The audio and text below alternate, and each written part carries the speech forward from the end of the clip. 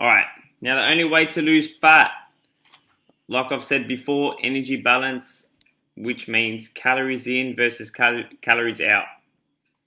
Now, calories in being the foods you eat, calories out to keep life simple is your daily movement. So, steps, movement, fidgeting, your exercise activity, so your training routine, cardio, just any movement. That's calories out, calories in portion being the foods you eat. Now, how do you lose fat? First, you must find your maintenance calories. Now, your maintenance calories are the number of calories you must consume in a given day to maintain your weight. Now, if this is going over your head, don't stress. I'm going to break it down as best I can. Stay with me. So, this is the foods you eat, the number of calories you must consume in a given day to maintain your weight. So, every food you eat, there's a certain amount of calories. For example, an apple has 100 calories. A cappuccino, 100 calories, watermelon calories, orange calories, hamburger calories. So everything you consume, calories. Every time you move, it's burning calories. From there, once we know our maintenance calories, so once we know how much weight our body maintains at, we must create the calorie deficit. Now, the calorie deficit simply is when you consume less calories that is required to maintain your body weight.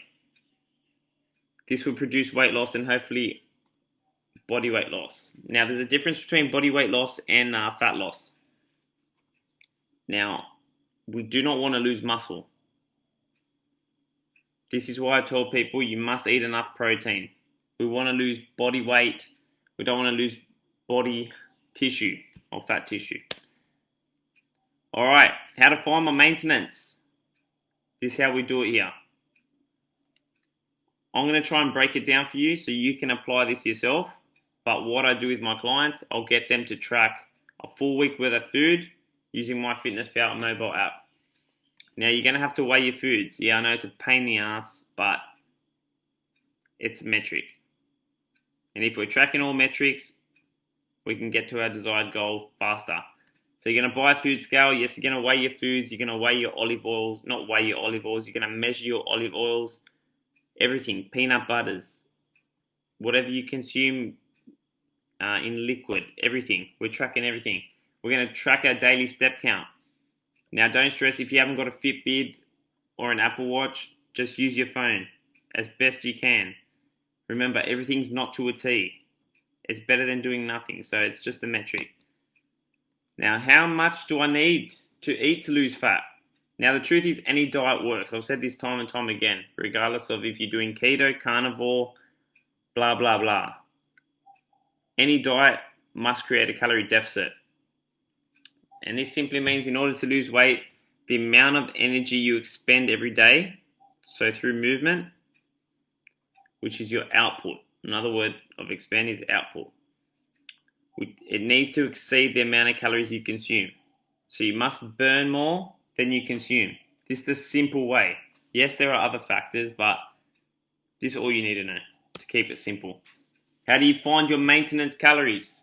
Now, in order to lose fat, we must eat less than our maintenance calories. So we must eat below that. Let's say I've tracked the full week, I've worked it all out. I'm eating 2,000 calories a day. If I was to come in and eat 1,500 calories, I'll be in a calorie deficit, therefore I should lose fat. Now you must calculate it. Now please note, the calculator is just a calculator. It doesn't determine where your metabolism's at.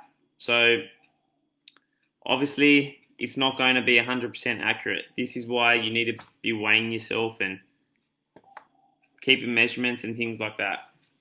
But I use bmicalculator.org. You can use just type in on Google BMI Calculator, and yeah, we'll do the work. So I've typed it in. For example, 77 kilos, 175 centimeters tall. I'm 30 years old. This is what's come up. So let's say I'm training 3 to 5 days a week. That's come out to 2,667 calories per day. So for me to maintain my body weight, I should be consuming 2,667 calories a day. Now, this is where a lot of people go wrong. they think if they eat that number, they're going to maintain their body weight. Now, if you've been eating 1500 calories and then you just start eating 2667, you are going to gain weight because your metabolism is not where this number is at. So please note, this is a calculator. This is not where you're currently been. If you've been overeating for the past 10 years and you start consuming 2667, you're going to lose weight. So this is where you should be if you knew calories. But we don't know calories. You know, we're new to all this. So that's just the metrics. So what do we do from here? We're going to track a full week at 2667. We're going to punch that in. You're going to stay there for the next 7 to 14 days and you're going to see what happens. You're going to weigh your food. You're going to track all incoming calories. Track your daily activity. Track everything coming in.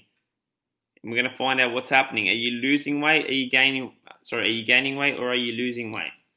This is going to determine where your metabolism's at. And yeah, it will give us a better idea how to create this calorie deficit. So I'll just cover this. If you're losing weight, you're obviously in a calorie deficit. So like I said, 2667 was that number where I should have maintained my body weight. Now, if I'm eating 2667 for the next 7 to 14 days and I'm losing, well then my metabolism I must have been eating more in the past because I'm obviously in a calorie deficit. If I'm gaining, it simply means that my